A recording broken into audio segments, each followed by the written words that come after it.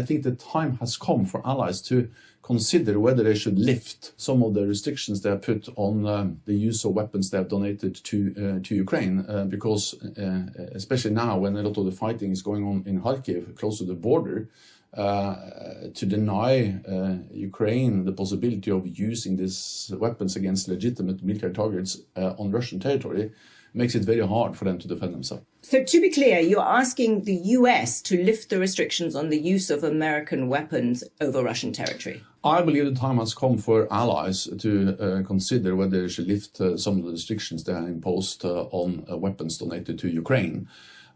Because we need to remember what this is. This is a war of aggression by Russia against Ukraine. Ukraine has the right to defend themselves, and that includes also striking targets on Russian territory.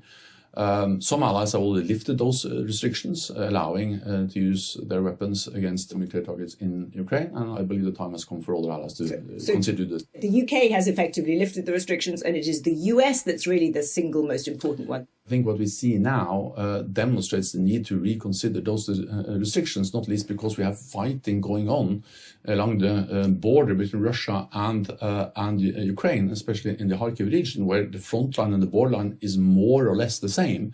And then, of course, if you deny Ukraine the right to hit military targets on Russian territory, then you make it very hard for them to uphold the right for self-defense. This is self-defense. Self-defense is enshrined in the UN Charter.